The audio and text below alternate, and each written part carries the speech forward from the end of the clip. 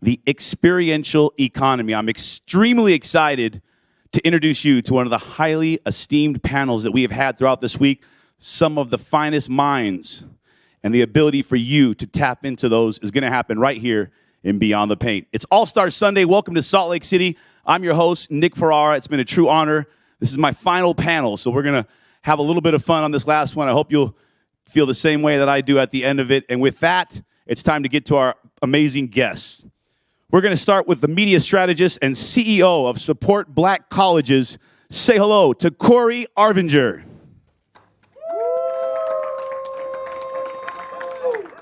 He is the CEO of Fever Labs. Say hello to Ignacio Bachiller. And last but not least, the CEO of Quint Events, Brian Ruede.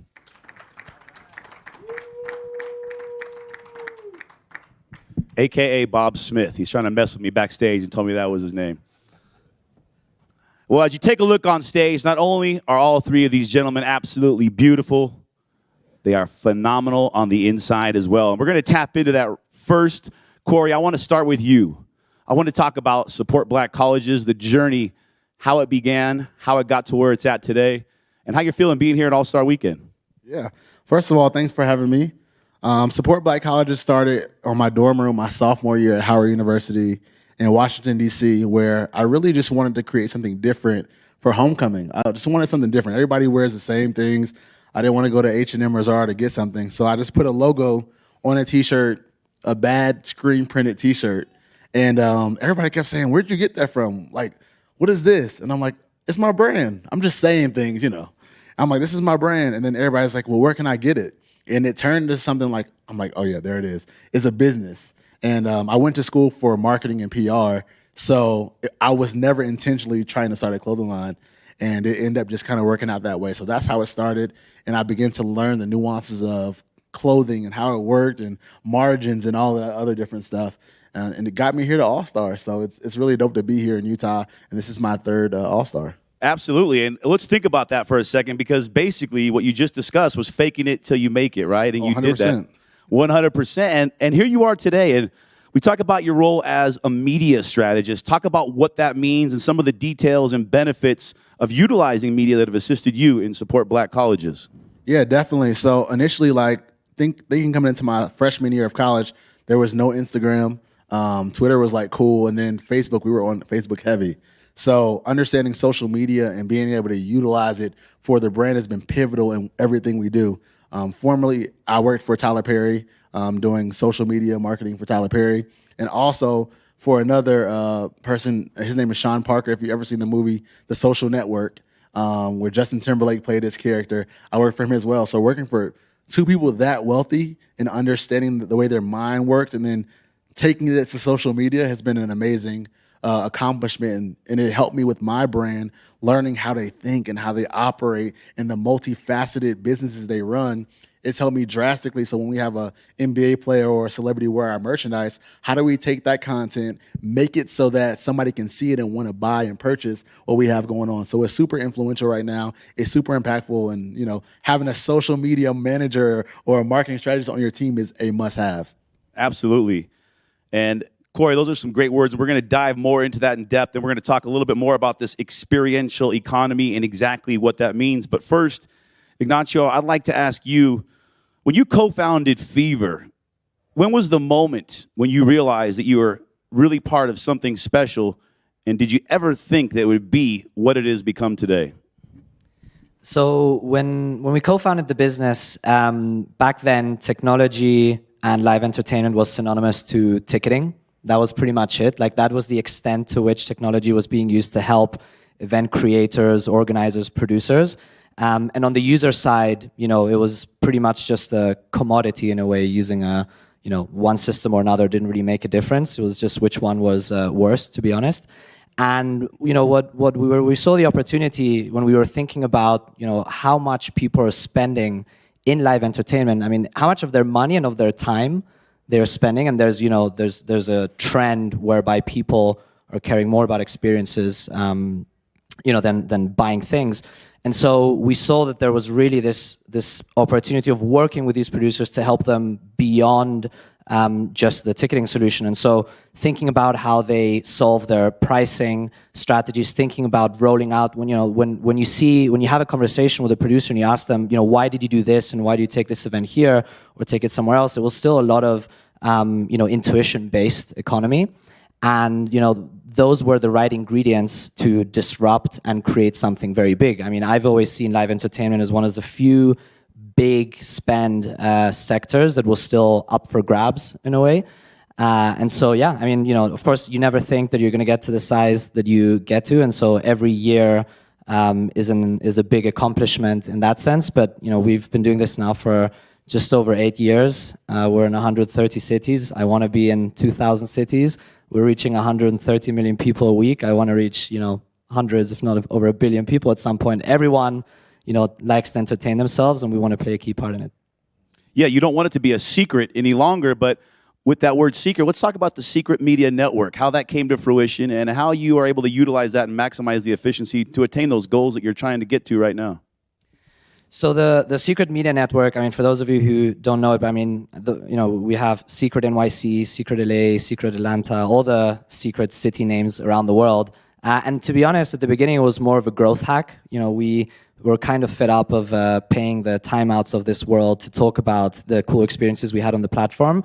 But beyond just the media element of it, which is sort of the surface, is we have over 700 engineers in the company working on their content analytics strategy to actually help create content that gets users excited about things happening in their city, and also allows us to get a lot of insights on trends and deliver those insights on trends to our organizers. And again, when you think about the way that event organizers are creating experiences, it's a lot of intuition based, and I love that because I see it as an art and science. Creating a good experience is an art and science, I believe. There was only art, and so when we were able to apply that layer of science, where we use what we call our ecosystem of our media, our marketplace, and so on, we actually started to see massive impact. And so, it's started as a growth hack, and now it's, of course, a core part to the business. All right, Brian, you got a tough act to follow here. Here we go. But let's talk about it. We're talking about the experiential economy, and your business is experience-based, and you're personally responsible, as is all the members at Quint, of creating an experience and maximizing the positivity in that experience. Let's talk about the relationship with the NBA, as well as some of the roles. You've had a lot of different titles while you've been at Quint. Let's talk about that and your experience. Sure. Pun intended. You're right. Tough act to follow, guys. It's been a pretty interesting experience at Quint. I mean, I have, as you mentioned, I've run just about every department in the organization. I'm intimately familiar with how difficult it is to deliver these experiences at times. I'll tell you, you asked a question about the NBA and the evolution and kind of what's happened there. It's pretty amazing to sit here in Salt Lake and just compare where we were this year compared to where we were last year. Being partners with the NBA opens up an entirely different ecosystem of engagement, not just within the league, but outside of the league. And, I can tell you that there's been an amazing evolution in the experience economy. We started our business 20 years ago, and it was around, I would say, very little technology, as you mentioned earlier. Even then, ticketing wasn't the technology, it was still printing tickets. We started with the NFL, and over time, I joined about 9 years ago, and the first thing that I recognized that there's had to be this marriage between the technology aspect of the business and the delivery to customers, that the old way of doing business was just not the way forward. And so we also, a couple of things happened at that time. We realized, one, a lot of people were talking about millennials. Millennials want experiences, and they were right.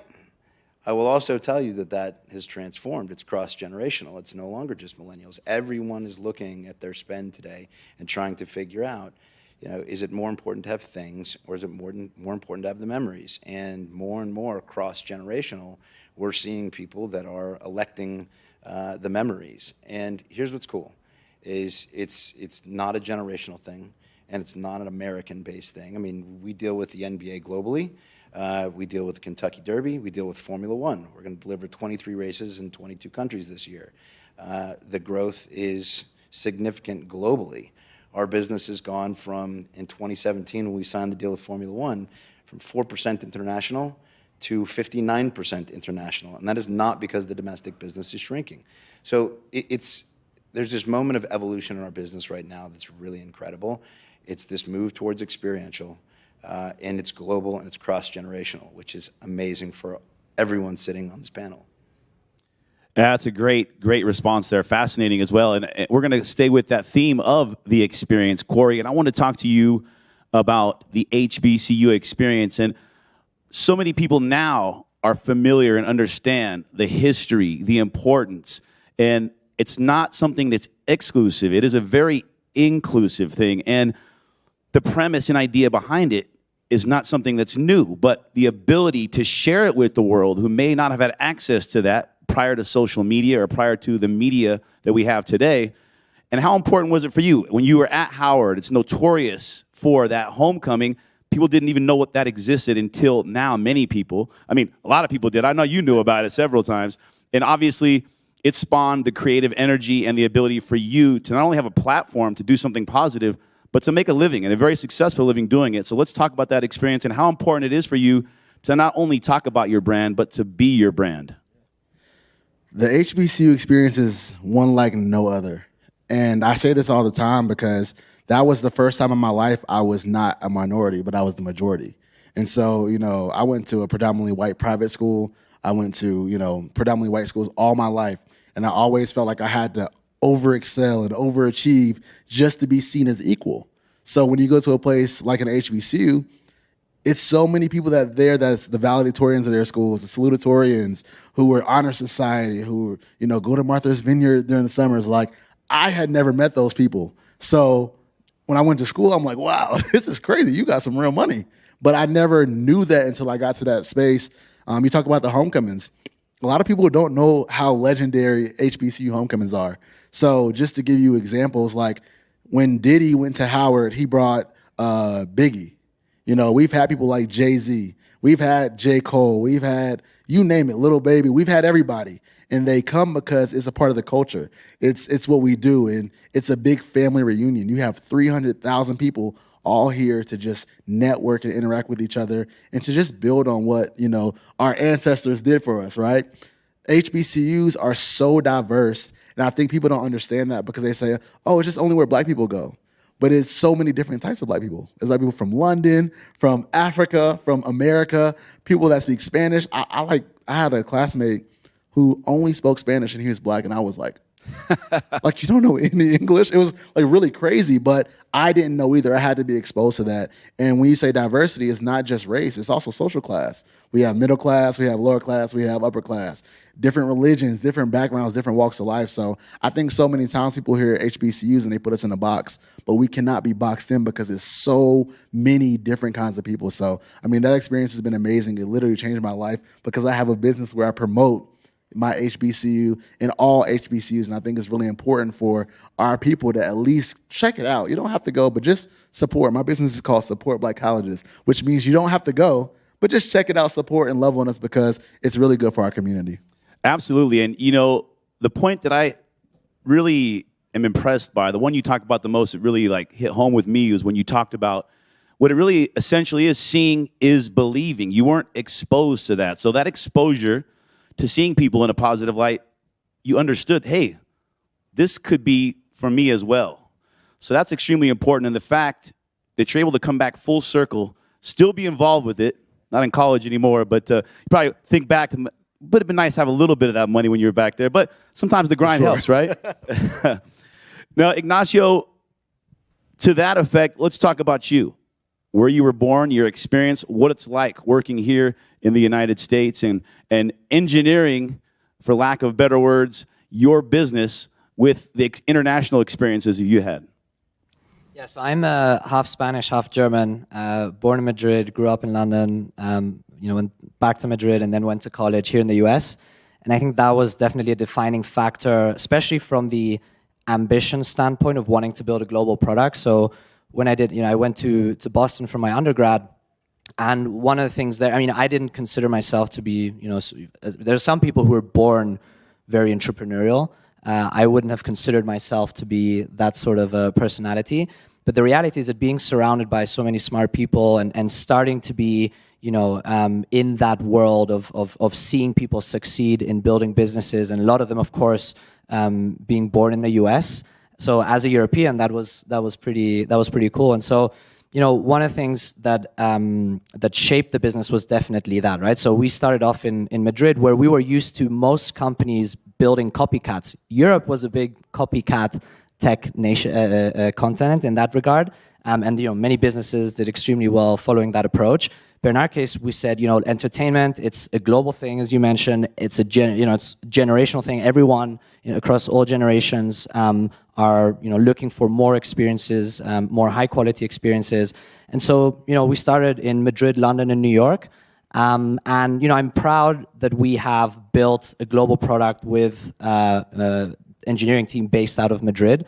I remember having conversations early on with some VCs, and they were like, "Oh yeah, sure, we'll invest in your company, but scratch the engineering team in Spain, bring them here to Palo Alto, and I need to be able to cycle to your office, or if not, I'm sure that they're not going to be able to do something disruptive." Things have changed a lot, and now people see it as a competitive advantage to be able to have engineering teams who think a little bit different. And entertainment, as everyone here probably appreciates, is it's not just a scientific thing, right? It's an aspirational thing. It's a socially driven thing. And so, yeah, I think that mix of cultures and different people that we interacted with were key to being able to build a global business. I mean, we just last week opened Japan. We opened Korea a few weeks ago. We're in the Middle East. We're in Australia, Brazil, Mexico. And so you need a global view, I think, or at least a global ambition to build something of the scale that we want to build, right? Absolutely. Now, Brian, are you able to ride your bike to work? That's the question. No, all jokes aside, we talk about experience. We talk about the importance. Yeah, low-hanging fruit. I'm sorry. I just wanted to get some laughter. Make sure you're still with me. Yeah. We talk about that word experience. It's going to be used a lot, as it should. It's experiential. And we also talk about the importance of technology and social media and how those tools can deliver on that experience. But the reality is, just outside this door, 30 years ago, right here in Salt Lake City, was the first ever MBA jam session. Jazz president Ryan Smith said, "I want that back." And in years past, we've had MBA crossover, which is amazing. It is literally the crossroad of technology, fashion, music, all the elements that truly are part of the MBA. But there really is nothing like that actual physical experience. So you need all those tools. How is it that you can maximize your efficiency in making that happen? We talked about some of the events you're hosting, Formula One, these different clients internationally. So there's so many different obstacles, and talk a little bit about that, and then how you were able to come out of the pandemic after all those hurdles that you had to jump through to get back, and what's the recovery process been like? Sure. So I'll start with our approach, which is technology that is supported by brick and mortar. We have to be on the ground. We have to deliver. We have to be the smiling faces and the people making sure that our people are getting from point A to point B, and they get their hospitality and their meet and greets and all the experiential elements. But it all starts, to get scale, it has to start with technology that works. And it needs to be able to manage language and time zones and currencies and all of the things that it has to do. So we spent a lot of time and investment in making sure we had the technology right, so that the customer experience was right from the very beginning. From the time that they're searching for a product or they're arriving at NBA website or NBA experiences, it has to be engaging, and the technology drives all of that for us. Moving from that point on, we drive that technology right through the delivery of the product on site and the communication and the contact for renewals and follow-ups for our customers that want to come back and see us again, because that's a lot of the folks. So the technology was getting that right initially was really important, and then supporting it with brick and mortar. We built out we were just talking earlier behind stage, a production office and business development office and operations office in London, a sales office in Bristol, opening up a presence in the Middle East. We just bought a package provider in Australia, so we cover those time zones in those regions effectively. And now we have those as beachheads, and we just continue to expand our rights and our roles and responsibility.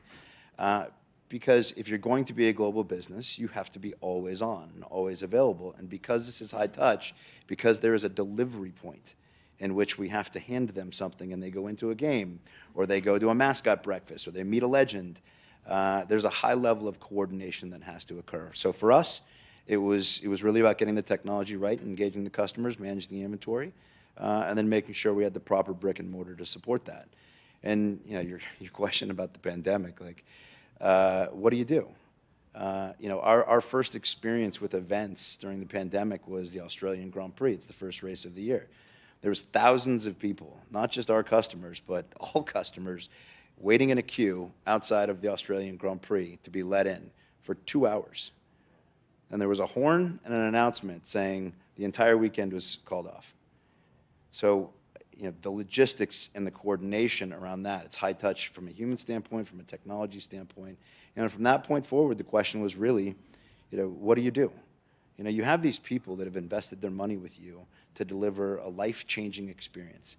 And during that time, it could go terribly wrong. So I spent many, many, many months just working through clients and what the right thing to do was. And there was no blanket answer at the time. I'm happy to say that we not only did we come out of it okay, but the rush back for those people that wanted to get the experience that they missed out on, and then other people that had been at home for the time that they'd been home saying, we're ready. And so our business has exploded. And I go back to what I said before. It's not just domestically. It's not an American phenomenon, a North American phenomenon. We're seeing it across Formula One, across the NBA. I mean, we were in Paris a few weeks back. We had 2,000 people at an experience program at the Paris regular season game. It's going to be 6,000 next year. It keeps growing. Absolutely. That's a beautiful thing. I want to talk about the importance. Question will go for all of you, but I want to start with you, Cory, because I want to talk about the specific nature of the NBA and the evolution of becoming a platform for social justice, as well as a representative for change, an opportunity to voice an opinion, an opportunity to state facts, and also the NBA has the goal of increasing economic success in the Black community. How important are things like that, and how can we build on that momentum and continue to do things much like you're doing here? It's okay to profit from those things, but it's also important from a social aspect to give back and do something positive, right? Yeah, it's extremely important. And I think for us, the thing that changed it for us in the partnership with the NBA was our partnership that we have with Chris Paul. So Chris Paul, being from North Carolina, playing AAU for Chris Paul's team, it's really dope how it came full circle to us literally working in the NBA together. Obviously him playing and me just watching. But it got to a point where, he wanted to do this thing where he was supporting HBCUs. So during the bubble, when everything got shut down, every game he had a pair of shoes that represented an HBCU. So what a lot of people don't know is on the back end of that, we were working with this team in Jordan Brand to say, okay, here's the school, here's the information, here's the year, and then we would make posts that we would collaborate on that explained why he wore the shoe and talked about the HBCUs.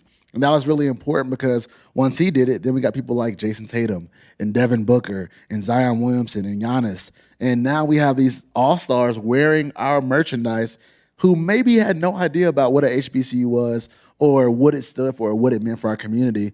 And then Atlanta, 2 years ago, when the pandemic happened, right before All-Star, the NBA reached out to us to do a partnership where we made all of the merchandise for the players, for all the All-Stars to wear. We made these custom hoodies with their accolades on the side and the back. And it was just a really amazing experience. And I watched the HBCU community just smile and feel so happy and included. So now you can come in, there's an actual HBCU game that happens during All-Star weekend. So the impact and the change means everything, but you need money to run those things.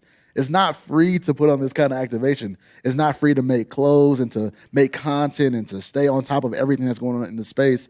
You have to have funds to do so. And I think sometimes, people don't understand there's a for-profit business, then there's a nonprofit business. So we do have something called SBC Cares, and that's where we give back scholarships and time and tours and things of that nature in order to continue to feed into the community while also doing a brand where we work with All-Star and we were on NBA 2K. You can buy our stuff in the swag store, things of that nature. So it's been a really dope experience and, really grateful for the NBA for allowing us this platform to share our voice. And in many ways, that's probably equally as rewarding as the financial success as well to see your impact, right? I always say impact over income. So I could care less about the money, to be honest. The money is always going to come. And I think that so many times people focus on making the money first that they miss out on opportunities that were free, right? So you look at something like, we're in Urban Outfitters across the country. And Urban Outfitters is not a huge money play because it's wholesaling, right? We can make more money if we just sell it direct to consumer. But it's free marketing for me So I'm like, wow, I'm getting paid to market to my customers. That's all it is, because when they see you in urban, they say, oh, this is a real company. Before it's like, oh, we're just an online streetwear brand. But you see it in Urban Outfitters, you're like, oh, they're getting some money. But really, it's actually not that much money, but the marketing behind it, people feel like, oh my God, you must have 1 million employees. So I think, so many times we focus on the money first and not the impact first. But I think if you set impact goals and not money goals, you'll always have something to work towards. Absolutely. Ignacio, along those same lines as well, I want to talk about the social impact. And I want to kind of touch what Cory was talking about a little bit about realizing that everybody thinks they just want money. They want money, they want money. But to actually put it into play, to put those pieces together, to start building the foundation of that opportunity. And then once you become successful, as you are now, and you continue to build on that success, how important is it for you to also socially be a responsible person, give back, create opportunities for the many people that were once like you? So, I think we have it, we talk about this quite a lot within the company, where it's quite easy for us because our monetary incentive is aligned with our business mission, which is if we are able to get people to enjoy good experiences, they leave with a memory, they leave with, something to share and something fun. And of course, that's our primary way of monetizing. There's businesses, which, everyone knows, especially in social media, where the product is not in line with the monetization strategy, right? So the more ads you're being served, the worse the experience of the core product is. In our case, the better the job we do in providing high quality experiences and even informing the creation of new experiences, the better things go for us. And so in that sense, it's quite easy to sleep well at night knowing that the company is making money, but you're also having an impact on society. And in our case, our core mission is to, democratize access to culture and entertainment. And by the way, that means classical music. We've created the largest global brand of classical music, our Candlelight Classical Music Concerts. We went from not selling any classical music 3 years ago to now being the largest seller in the world. And we've got people, if you look at the demographic pyramid, people who go to a Royal Theatre, average age is 62, 63. The average age of people going to our classical music concerts, they're around between 28 and 35.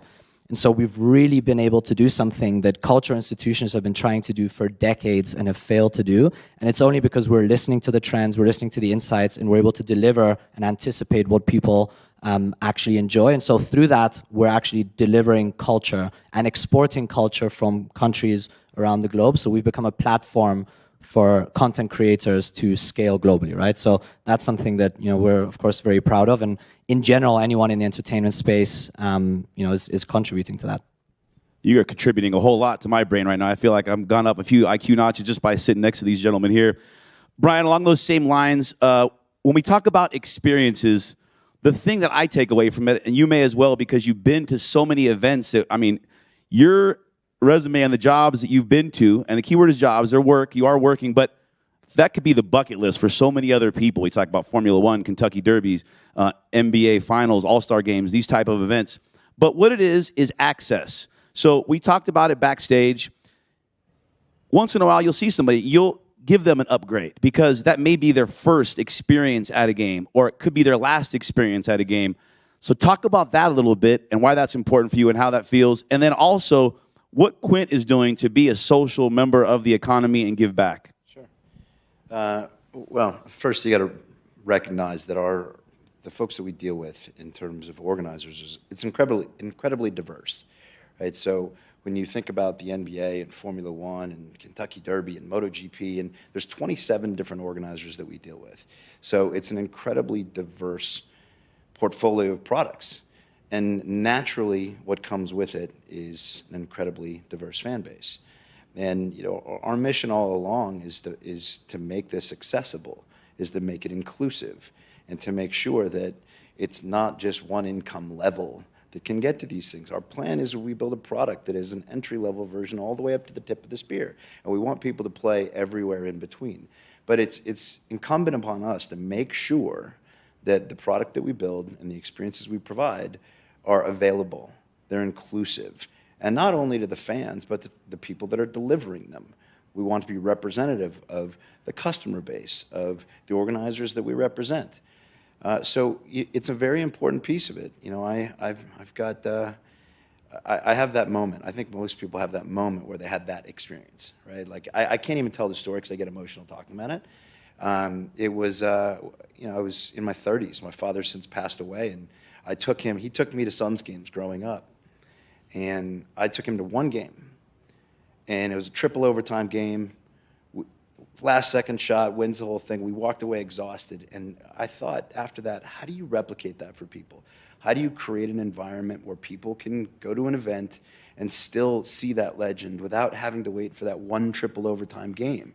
So sometimes it is, you know, 2 nights ago, it was a grandfather and a granddaughter who were walking up the stairs to the top rows and grabbing the two of them and putting their feet on the wood to watch the game. You know, those are some of the things that are those wow moments, those life-changing moments. And you can see them connecting. I watched them through the entire game. You know, that's a small one. But it all goes back to making sure that we're building product and we're building experiences that are inclusive and representative. And, you know, we certainly look at that as a mission for us. We know our organizers expect it, and we know our fans love it.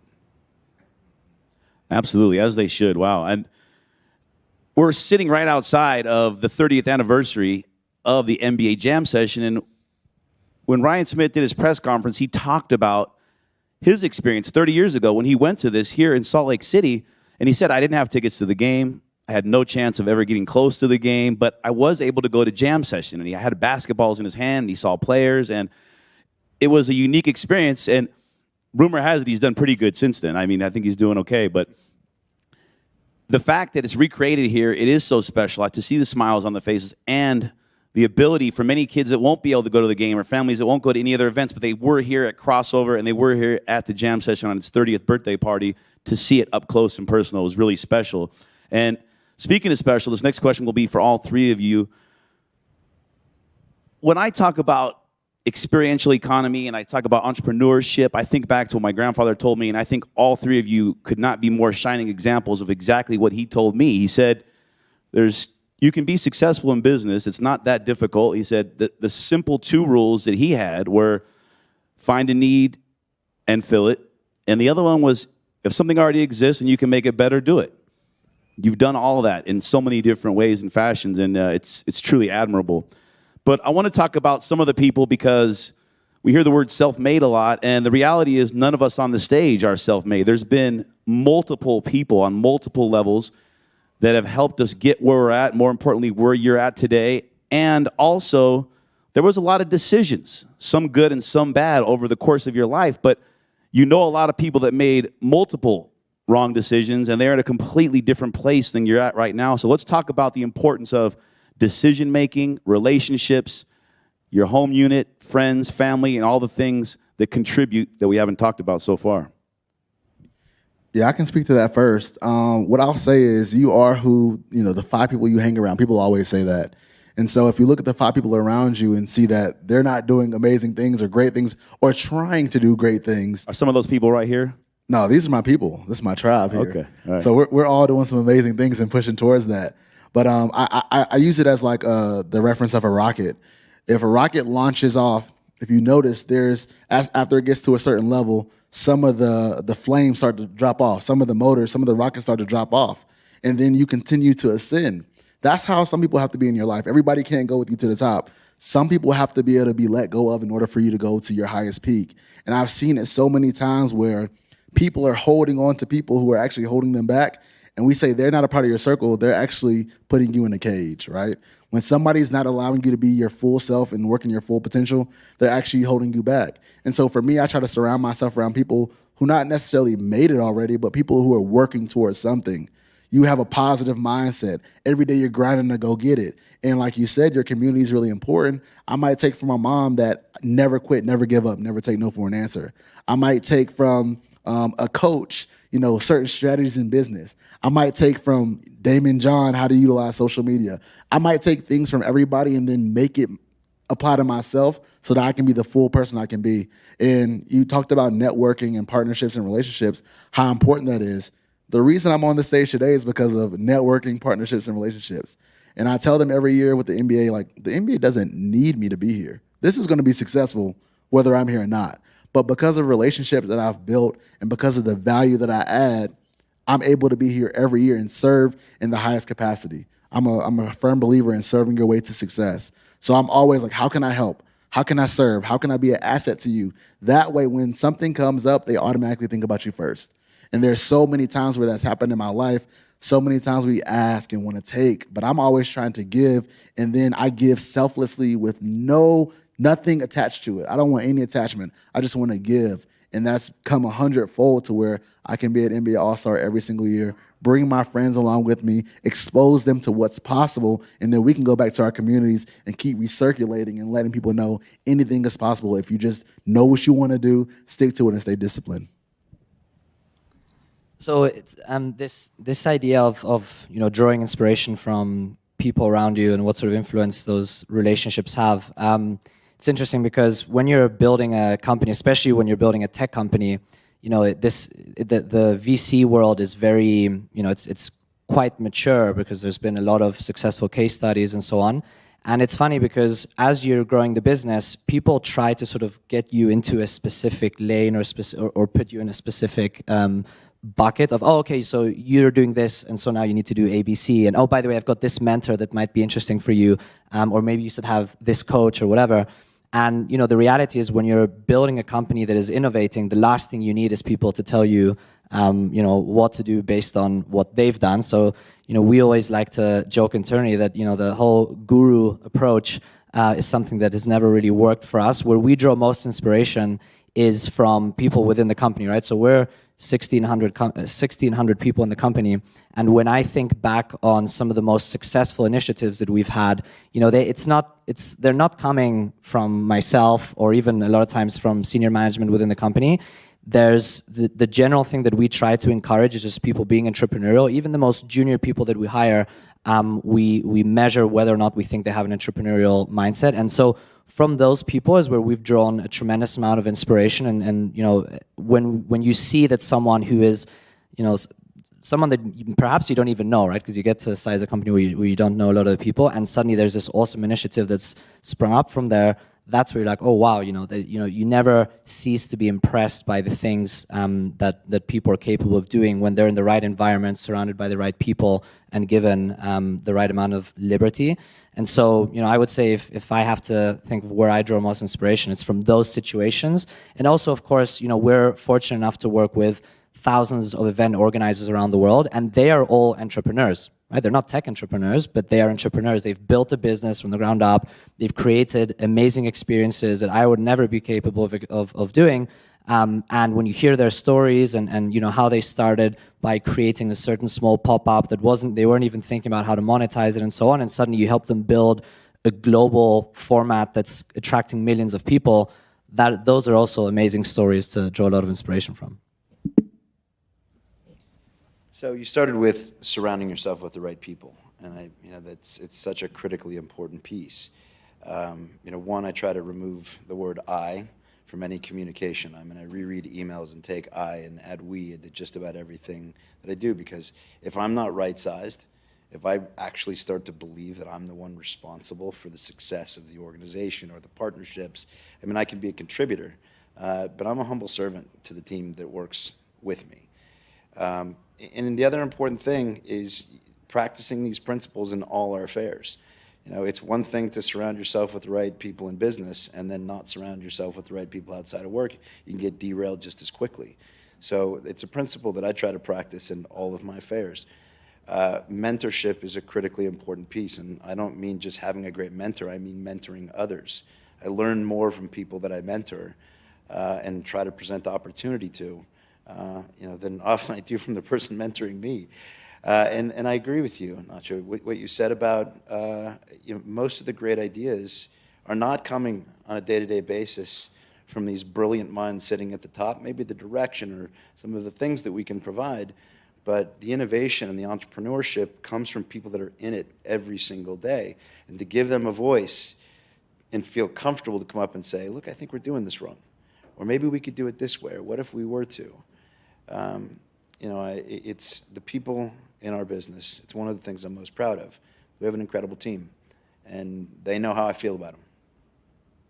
I hope you guys feel as equally impressed as I am. I mean, this is pretty phenomenal to have access like this and to open the box. And with that, because we're being so authentic and we are celebrating your successes and accomplishments, I want to talk about some of the failures that you've had. Think about maybe a failure or insecure moment that you had where you were wondering, am I doing this right? Or were you able to learn from it? Or just talk about that, because you are human and there's no way that it's always been roses and rainbows, right?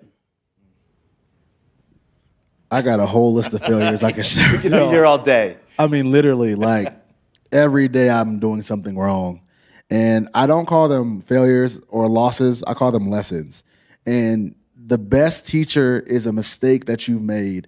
And the even better teacher is a mistake that somebody else made that you learn from by watching them succeed from that mistake. One of the biggest things that we had happen, and my partner and warehouse manager is here, and we did $1 million on Black Friday. 2 times, $1 million in 2 or 3 days for Black Friday. And what people don't realize is when you make $1 million in clothing, you have to fulfill $1 million worth of stuff. So that's, 33,000 items, 15,000 orders. And that's with a team full of like 10 people. So it has to be heat pressed, stitched, sewed, and then shipped out. And one thing that I think we didn't do properly was prepare. I want $1 million. I want to make all this money. And then we didn't prepare properly. So now we're doing more on the back end because we're being reactive instead of being proactive. And I think so many times we take those and we get discouraged instead of saying, okay, I did it wrong this time. So next year, let me plan 3 months ahead of time. Next year, let me make sure I have my infrastructure and team in place. Next year, let me make sure my customer service is like this. And so in entrepreneurship, you're going to fail. You're going to mess up. The people who survive are the people who stick with it through adversity. Every day there's something that comes up. I'm like, oh my gosh, like, why don't I just go work for somebody and make $200,000-$300,000? Why am I putting myself through this torture? But the impact, which I always focus on, not the income, is why I do it.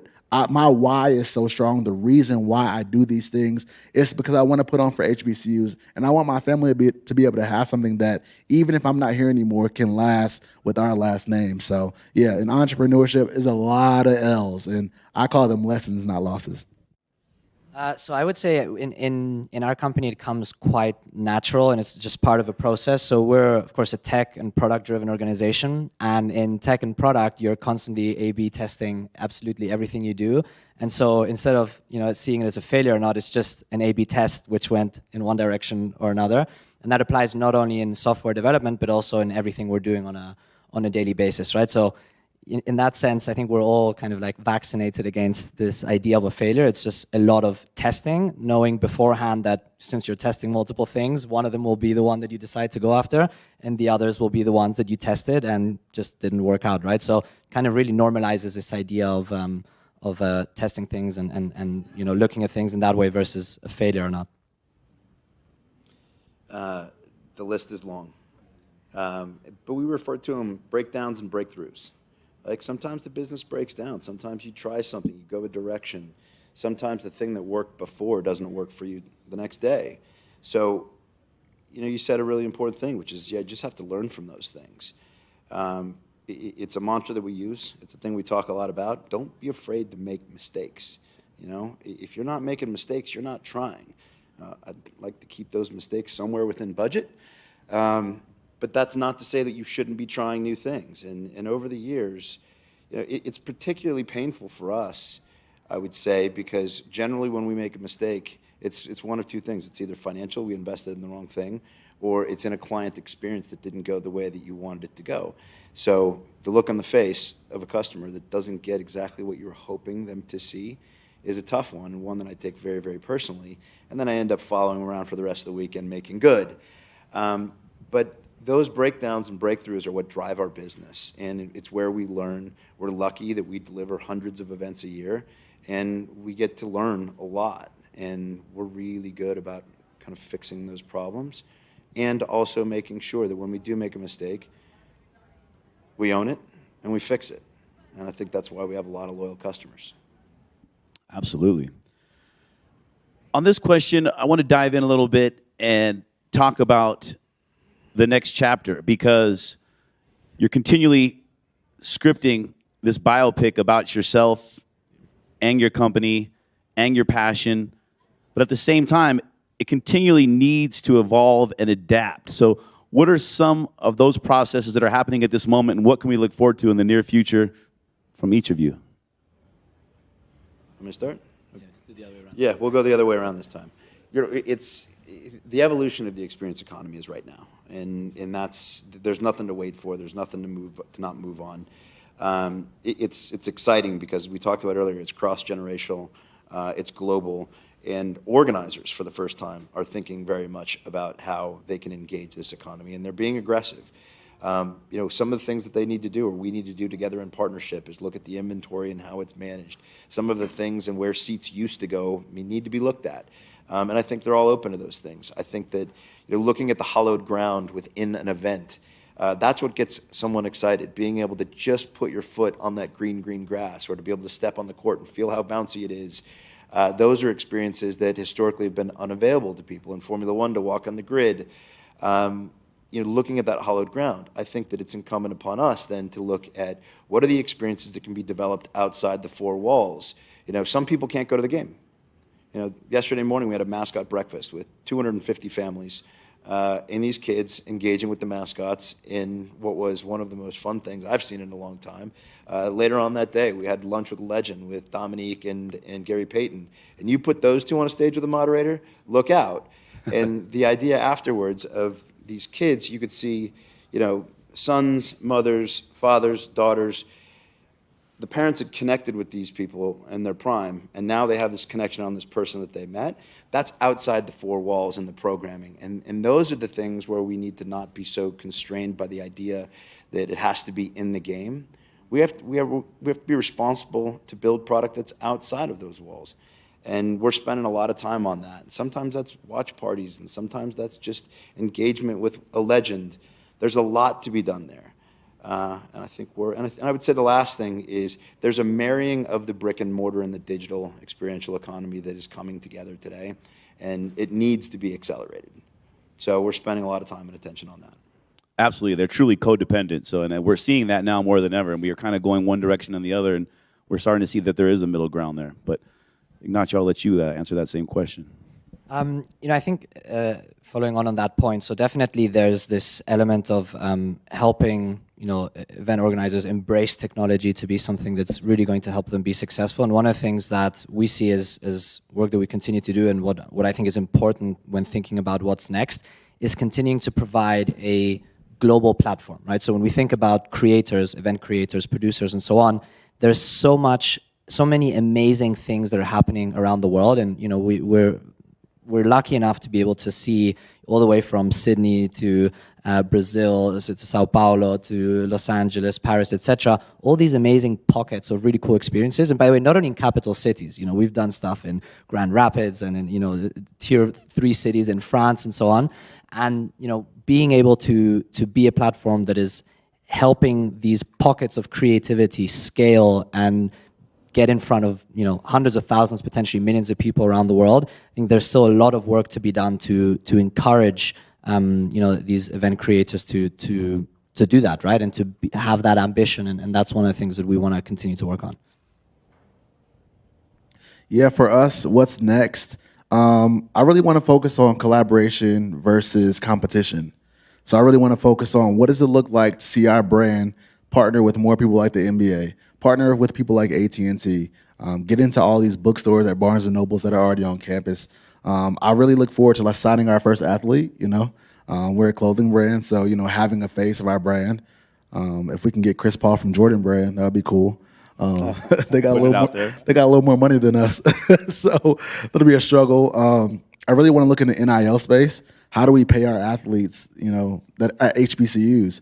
You see guys go to Duke, Carolina, Kansas, Kentucky, they're getting the big checks, but the guy that was the leading scorer in the country at Howard University got no money.